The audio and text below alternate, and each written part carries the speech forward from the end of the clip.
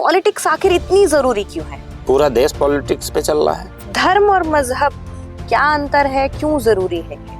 क्या पॉलिटिक्स में इसे बीच में लाना सही होगा? धर्म मजहब नहीं जरूरी। सबसे बड़ा धर्म कौन सा है? सबसे बड़ा धर्म है राजधर्म। जैसे कि आप इस्लामिक कम्युनिटी से हैं, तो मैं जानना चाहती हूँ कि इस्लाम आखिर है क्या, क्योंकि हर किसी ने अपने हिसाब से उसे डिफाइन किया है और हर एक ने अपनी अलग नजरिए से देखा है। मैं आपसे जानना चाहूंगी कि इस्लाम है क्या? इस्लाम बहुत ही खूबसूरत धर्म है। नहीं, फिर तो कहीं ना कहीं मुसलमान ही मुसलमान का दुश्मन है, क्योंकि बहुत से लोग हैं जिन्होंने इस तरीके की हरकत की है कि इस्लाम बदनाम हो चुका है। तो सारे मुस्लिम्स को आप अपनी तरफ से क्या संदेश देना चाहेंगे, और राजनीति में जो पॉलिटिशियंस हैं उन सबको आप क्या कहना चाहेंगे, क्या मैसेज देना चाहेंगे? देखिए, मुसलमानों से मेरी सिर्फ एक ही बात कहना है, किसी के भेदभाव में, किसी के बहकावे में ना आए और अपने बच्चों को पढ़ाएं। जब पढ़ाएंगे तो भेदभाव खत्म होगा। और दूसरी बात ये रहे, जब इस्लाम की जानकारी होगी, इस्लाम के बारे में जानेंगे, तो किसी तरीके के किसी जात धर्म की बात नहीं होगी। इस्लाम कभी जात धर्म की बात नहीं करता है। जब आप पॉलिटिक्स में आते हैं तो आपकी सैलरी कितनी होती है, अगर आप लोगों को सैलरी मिलती है तो? और अगर सैलरी नहीं मिलती तो फिर आप लोगों का जीवन यापन कैसे होता है? और हमने अक्सर पॉलिटिशियंस को फॉर्च्यूनर में और मर्सिडीज में घूमते हुए देखा है। तो देखिए, पॉलिटिक्स में सैलरी मिलती है, कौन कहता नहीं मिलती है? पॉलिटिक्स में सैलरी मिलती है, टीएडीए मिलता है और पेंशन भी मिलती है, जिससे आज अपने परिवार का जीवन यापन करते हैं लोग। नमस्कार, मैं शिवप्रिया सिंह आप सभी का स्वागत करती हूँ हमारे इस खास यात्रा में। और हमारी ये यात्रा जो है ये खुले आसमान के नीचे है, पेड़ पौधे पहाड़ों के बीच में हम यहाँ पर बैठे हुए हैं। और आज हम चर्चा करने वाले हैं डॉक्टर मोहम्मद हारून रायन जी से, जो कि बहुत ही जाने माने पॉलिटिशियन है, एक सोशल वर्कर है और बहुत ही बिंदास इंसान है ये। और इनसे आज हम बहुत सारी बातें करेंगे। बिल्कुल आज हम स्टूडियो में नहीं बैठे हैं, चार दीवारी के अंदर नहीं बैठे हैं, कोई बनावट नहीं है, बिल्कुल नेचर के बीचों बीच हम बैठे हैं और बहुत ही सुकून के साथ हम बैठकर आज चर्चा करने वाले हैं। तो प्लीज लास्ट तक हमारे इस कार्यक्रम में बने रहिएगा। आपको बहुत बहुत स्वागत है हारून जी। धन्यवाद। तो सबसे पहले मैं आपसे ये जानना चाहती हूँ कि पॉलिटिक्स आखिर इतनी जरूरी क्यों है? पूरा देश पॉलिटिक्स पे चल रहा है। अगर पॉलिटिक्स इतनी जरूरी ना होती तो पूरा हिंदुस्तान आज मोदी जी कहाँ से कहाँ ले जा रहे हैं, कहाँ कैसे ले जाते? ये पॉलिटिक्स की ही देन है। पॉलिटिक्स कैसे करना चाहता है आदमी, ये उस पर डिपेंड करता है। इससे पहले भी कई पार्टियां रही, लेकिन उसने देश के लिए, उन लोगों ने देश के लिए क्या किया? आज जो वर्तमान में जो है, जो प्रधानमंत्री हैं, उन्होंने देश के लिए क्या किया, ये आप सभी को दिख रहा है। लोग कहते हैं कि पॉलिटिक्स गंदी है, तो पॉलिटिक्स गंदी नहीं है। जब जिस तरीके से आप काम करना चाहेंगे उस तरीके से पॉलिटिक्स होगी। आप चाहेंगे ईमानदारी से देश को आगे बढ़ाना है तो वो पॉलिटिक्स कर सकती हैं। अगर आप चाहेंगे कि हमको जो है देश को लूटना है तो उस तरह भी राजनीति कर सकती हैं। जैसे आज तक देश को लूटा गया था और देश का कई ऐसे देशों में है जो भारत देश को लोग नहीं जानते थे, आज क्यों सारी दुनिया के लोग भारत देश को जानते हैं? क्योंकि देश सुरक्षित लोगों के हाथ में, मोदी जी के हाथ में है।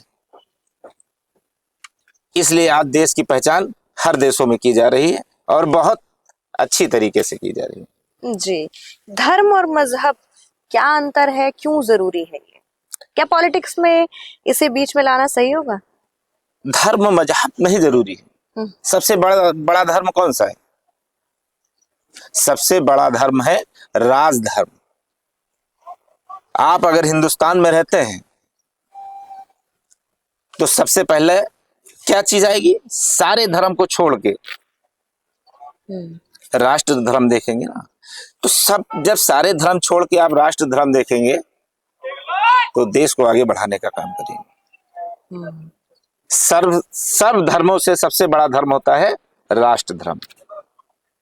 हर भारतवासी को चाहिए कि सबसे पहले जब भी वो भारत में जन्म ले तो ये सोचे कि हमको राष्ट्र धर्म से सबसे पहले काम करना है, जैसे आज मोदी जी कर रहे हैं।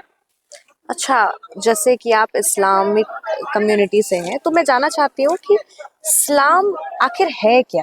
क्योंकि हर किसी ने अपने हिसाब से उसे डिफाइन किया है और हर एक ने अपनी अलग नजरिए से देखा है। मैं आपसे जानना चाहूंगी कि इस्लाम है क्या? इस्लाम बहुत ही खूबसूरत धर्म है। हमारे नबी हुजूर पाक सल्लल्लाहु अलैहि वसल्लम आखिरी नबी, और कभी भी आप किसी भी किताब में पढ़ लीजिए या किसी भी मौलाना से पूछ लीजिए या जिसको धर्म का ज्ञान है पूछ लीजिए, 63 साल की उम्र में जब दुनिया छोड़ के गए, 63 साल के बाद उन्होंने अपनी जिंदगी में आज तक जर्रे बराबर कोई गुनाह का काम नहीं किया। इस्लाम धर्म ये वही है, मोहम्मद साहब ये वही हैं जिनके ऊपर यहूदी रोज डेली कूड़ा फेंकती थी, लेकिन इतनी मोहब्बत से उसको जवाब दिया कि उसने इस्लाम धर्म को कबूल किया। इस्लाम धर्म ना कभी नफरत से फैला है, ना नफरत इस्लाम धर्म में है। जो लोग नफरत की बात करते हैं और कहते हैं इस्लाम में नफरत, इस्लाम वो चीज है लोगों को पता नहीं, जब पढ़ के देखें। इस्लाम वो धर्म है कि आप हमारे घर के बगल में अगर रहती हैं और आप भूखी हैं और मैं खाना खा लूं तो मेरा खाना हराम होगा। इसमें धर्म की बात नहीं है, आप किसी भी धर्म की हो। अगर मेरा पड़ोसी भूखा है, मेरा खाने का फर्ज नहीं, मैं आपको खिला के खाऊं। ये इस्लाम धर्म है। लेकिन आज का जो मुसलमान है वो कहाँ खड़ा है? क्या विचार है उसके? आज का मुसलमान अब क्या बताएं, ये अशिक्षा है। अशिक्षा की देन है कि मुसलमान इस्लाम को नहीं पहचान पा रहा है। इस्लाम धर्म इतना खूबसूरत धर्म है।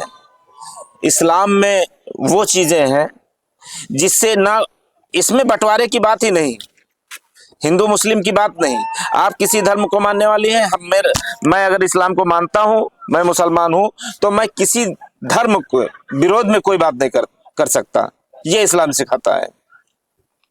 अभी हमारे यूपी में देख लीजिए, हाजी वारिस अली की आस्थाने पे हर होली में जबरदस्त होली खेली जाती है उनके आस्थाने पे। क्यों? क्योंकि ये शुरू जब वो जिंदा थे तब से आज तक खेली जा रही उनके सामने से। अगर उनको होली से नफरत होती तो आज भी वहां क्या होली खेली जा रही होती? तो उन्होंने कभी दुनिया में जितने भी पैगंबर आए, वली आए, उन्होंने कभी बंटवारे की बात नहीं की। आज बहकाए में या अशिक्षा समझ लीजिए, उसकी वजह से जो लोग भी करते हैं वो मुसलमान या इस्लाम को ठीक से जानते नहीं। जो लोग इस्लाम को जानते हैं उनके बीच में कभी कोई नफरत नहीं है। अच्छा, तो इस्लाम में भी कुछ ऊंच नीच ऐसा होता है? ऊंच नीच कास्ट पे है, मस्जिद में नहीं। अच्छा। अगर मैं अरबपति हूँ और मेरे बगल में कोई हजारपति या सौपति या बहुत गरीब आदमी मेरे बगल में खड़ा होकर नमाज पढ़ रहा है, तो मेरा अधिकार नहीं है कि मैं उससे कहूं कि आप दूर जाके पढ़िए। लेकिन दुनियावी जो मामले चल रहे हैं दुनिया में जो है, तो ये सोच धीरे धीरे बढ़ रही है। अशराफ लोग जैसे हैं कि कहते हैं कि ओबीसी को सोचते हैं अरे ये कास्ट के नीचे हैं। ये चीजें जो है इस्लाम ने कभी नहीं की। इसीलिए जो है जबकि ये जब हमारे नबी मोहम्मद साहब थे तभी जो है कई उसमें बटे हुए थे, लेकिन उनको इससे नहीं मतलब था, कभी कोई किसी का भेदभाव नहीं था, ना कभी किसी भेदभाव की बात की उन्होंने। आज जो हम लोग हैं, जो इस्लाम के मानने वाले लोग हैं, जो इस्लाम को जानते हैं, इस्लाम बहुत ही शांतिप्रिय धर्म है। इस्लाम के बारे में, इस्लाम ने कभी हिंसा की बात नहीं की। फिर तो कहीं ना कहीं मुसलमान ही मुसलमान का दुश्मन है, क्योंकि बहुत से लोग हैं जिन्होंने इस तरीके की हरकत की है कि इस्लाम बदनाम हो चुका है। देखिए, मुसलमान और मुसलमान का दुश्मन, ये शिक्षा है। लोग अपनी माताओं को, अपने पापा को वृद्धाश्रम छोड़ के आते हैं। इस्लाम क्या कहता है? माँ के पैरों के नीचे जन्नत है। तो पैरों के नीचे जन्नत तब मिलेगी ना आपको, जब आप माता पिता का देख रेख करेंगे, माता पिता के जो जरूरत है पूरी करेंगे, उनकी ओल्ड टाइम पे या आखिरी टाइम पे आप उनकी सेवा करेंगे, तब जन्नत मिलेगी ना। कि आप उनको भूखा रखें, वृद्धाश्रम छोड़ाएंगे, तब आपको जन्नत मिलेगी। इसीलिए इस्लाम में जो है माँ का दर्जा 3 बार लिया गया। जब पूछा गया सबसे ज्यादा कौन बच्चे से मोहब्बत करता, तो माता का नाम आया, उसके बाद पिताजी का नाम आया, चौथी बार। तो इस्लाम, और लड़कियों के बारे में इस्लाम में, जैसे जब मोहम्मद साहब नहीं आए थे तो लोग लड़कियों से नफरत करते थे कि पैदा होती थी लड़कियां, उनको जो है दफना दिया जाता था। ये मोहम्मद साहब की देन। मोहम्मद साहब आए, औरतों को बड़ा सम्मान दिलाने का काम किया। आज कोई भी लड़की पूरी दुनिया में पैदा होती, उसको दफनाने का काम नहीं किया जाता। ये बहुत बड़ा काम था। तो सारे मुस्लिम्स को आप अपनी तरफ से क्या संदेश देना चाहेंगे, और राजनीति में जो पॉलिटिशियंस हैं उन सबको आप क्या कहना चाहेंगे, क्या मैसेज देना चाहेंगे? देखिए, मुसलमानों से मेरी सिर्फ एक ही बात कहना है, किसी के भेदभाव में, किसी के बहकावे में ना आए, और अपने बच्चों को पढ़ाएं। जब पढ़ाएंगे तो भेदभाव खत्म होगा। और दूसरी बात ये रहे, जब इस्लाम की जानकारी होगी, इस्लाम के बारे में जानेंगे, तो किसी तरीके के, किसी जात धर्म की बात नहीं होगी। इस्लाम कभी जात धर्म की बात नहीं करता है। अच्छा, एक बात बताइए सर, हम जानना चाहेंगे कि आप जो कांग्रेस के विरोध में बात कह रहे हैं, सपा के विरोध में बात कह रहे हैं, और भाजपा के पक्ष में बातों को कह रहे हैं, तो कहीं ना कहीं इसे हम क्या माने कि आप एंटी मुस्लिम्स हैं, या आपके विचार किस तरीके से हैं? उसे आप थोड़ा सा प्रकाश डालकर हमें विस्तार में बताइए। नहीं, हम विरोध क्यों करेंगे? हमारा तो सभी पार्टियों से कहना है कि देश को आगे बढ़ाने की बात करिए।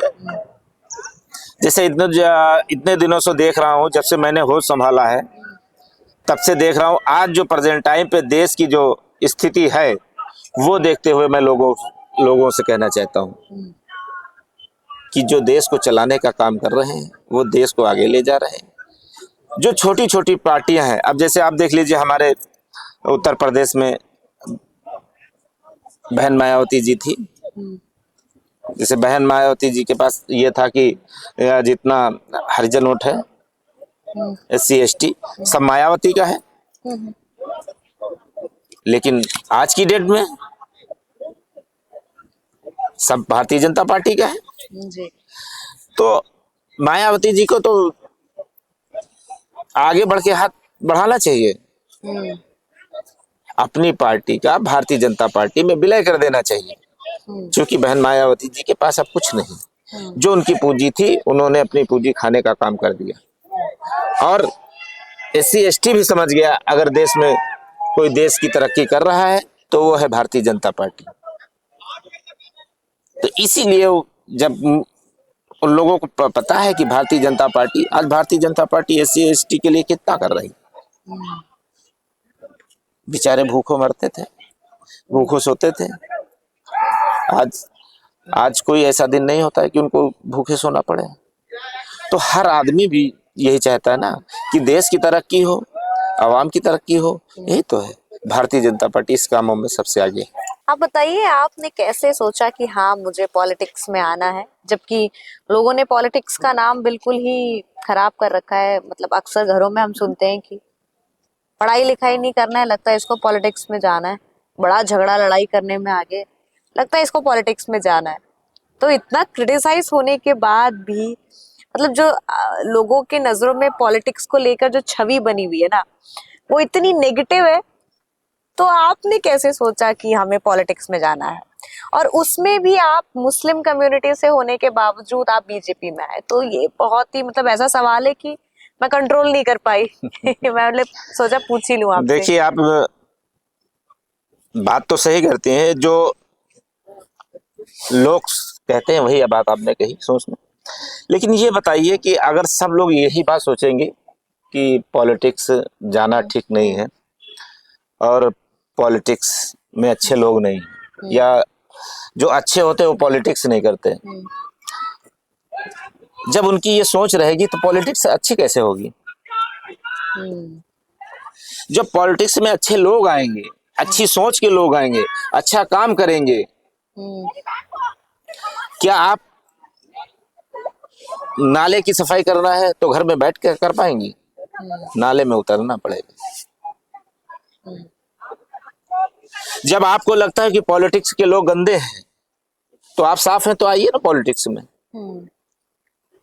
हमने कब मना किया, या लोगों ने कब मना किया?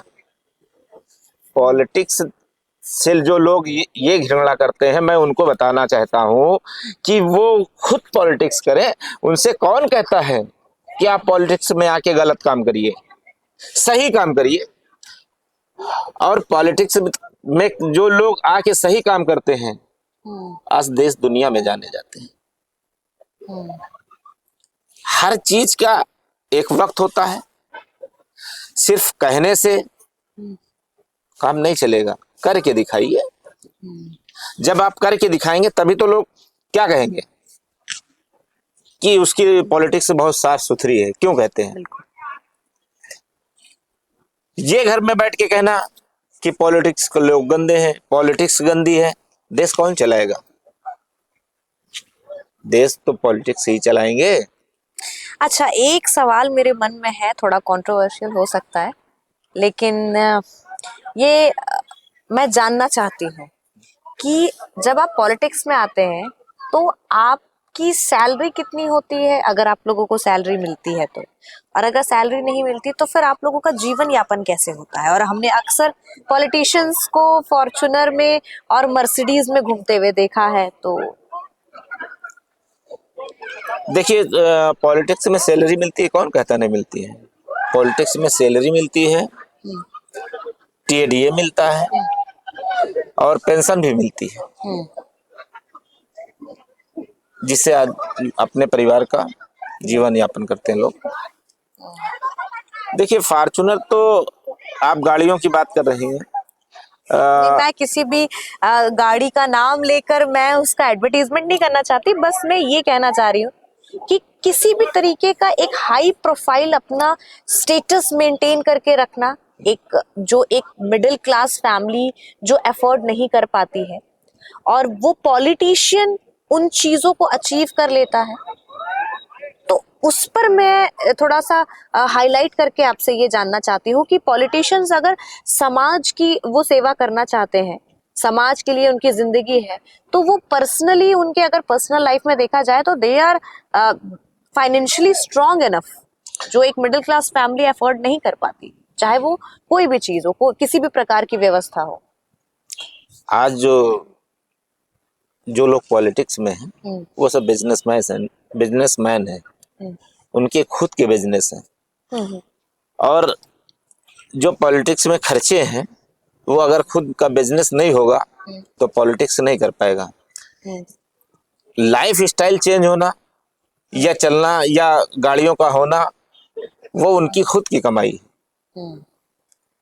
जब वो ऑलरेडी पहले से ही बिजनेस कर रहे हैं, उनके परिवार में पहले से ही बिजनेस हो रहा है और पहले से ही उनकी आमदनी है और पहले से उनकी गाड़ियां हैं, कोई नई थोड़ी ना है।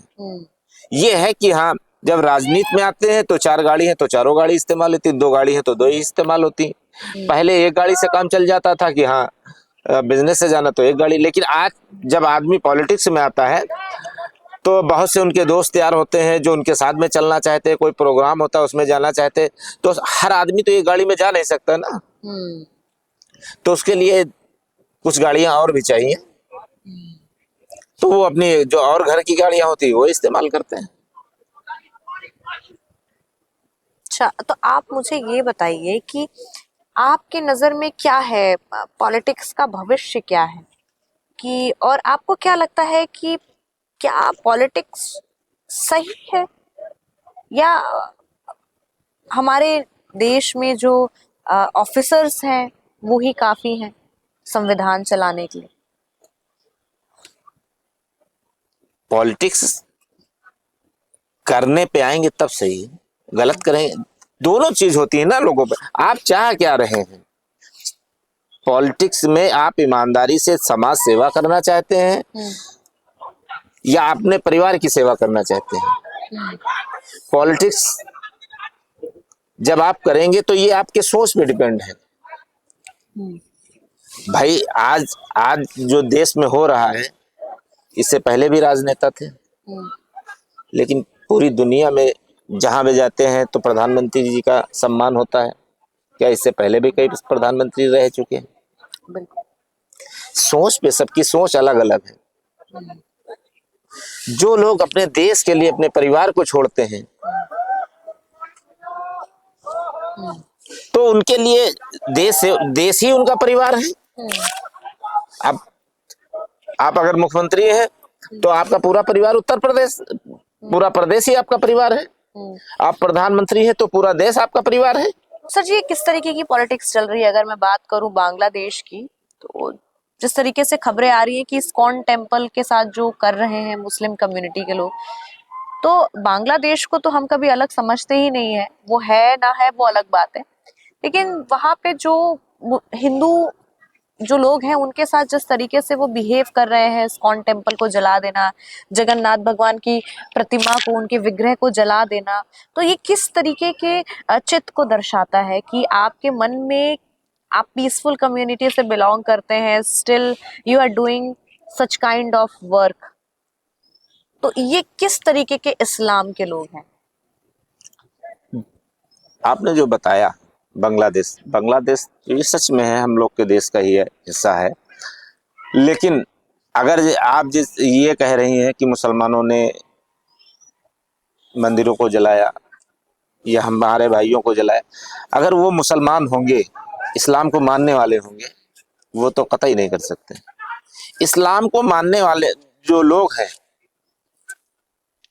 वो जातवाद की बात नहीं करते हैं। ये वो लोग होंगे जो इस्लाम की आड़ में लोग, जो इस्लाम को जानते नहीं हैं और इस्लाम को मानने वाले कहे जाते हैं, वो लोग ये सब काम कर सकते हैं। इस्लाम को मानने वाला कोई ऐसा आदमी नहीं कर सकता, क्योंकि इस्लाम ने कभी हिंसा को तवज्जो ही नहीं दी, हिंसा की बात ही नहीं किया। तो ये कैसे? हमारे नबी पाक हुजूर पाक सल्लल्लाहु अलैहि वसल्लम ने बताया था, किसी भी धर्म को आप बुरा नहीं कह सकते। और हमारे हिंदुस्तान में जो गंगा जमनी तहजीब है, ये पूरी दुनिया जानती है। अगर बांग्लादेश के मुसलमानों ने कुछ किया है तो मैं चाहता हूं कि हमारे प्रधानमंत्री जी उस पर हस्तक्षेप करें और वहां के हिंदू भाइयों को न्याय दिलाने का काम करें। जी, बहुत ही अच्छा मैसेज आपने दिया है और मैं उम्मीद करती हूँ कि लोग हैं इस बात को वो समझें और थोड़ा परिवर्तन लाएं अपने विचार में और अपने सिस्टम में। अरुण जी, आपने इतनी गहरी जानकारी दी और आपने इतना कीमती वक्त दिया हमें, और सच में बहुत अच्छा लगा आपसे बात करके, आपके विचार जानकर कि आप मुस्लिम कम्युनिटी से हैं और उसके बाद भी आपकी विचारधारा जिस तरीके से है, आपने काफी कुछ बताया कि किस तरीके से मुस्लिम कम्युनिटी भी बटी हुई है। जो लोग अपने आप को कह रहे हैं कि हम मुस्लिम हैं और वो जो हरकत करके कहीं ना कहीं मुस्लिम कम्युनिटी को ही बदनाम कर रहे हैं। तो ये सब जान के सच में बहुत अच्छा लगा और बहुत बहुत धन्यवाद आपका हमारे शो में आप आए। Thank you.